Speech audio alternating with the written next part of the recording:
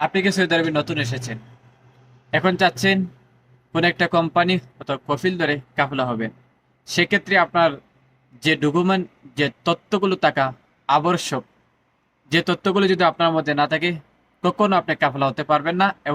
এমনকি আপনি কোনোদিন আকামা নামক সোনার হরিণটা পর্যন্ত চোখ দিয়ে দেখতে পারবেন না। এবার কাজের কথায় আসুন, ছোট লিস্ট ভিডিওর ভিতরে এটুকু বলতে চাই, যদি আপনি নতুন কোনো জায়গায় কাফেলা হন অথবা আপনি আকামা নামক সোনার হরিণটা দেখতে চান, আর আকামা ছাড়া সৌদি আরবের মাটিতে আপনার কোনো মূল্য নেই। যদি বৈধতা থাকে তবে আপনি সৌদির মানুষই নেই, ওখানে সার্ভিস পাবেন। সরকারি যে সেবাটুকু দিয়ে যাচ্ছে সেই সেবাটুকু আপনি পাবেন আকামা থাকলে।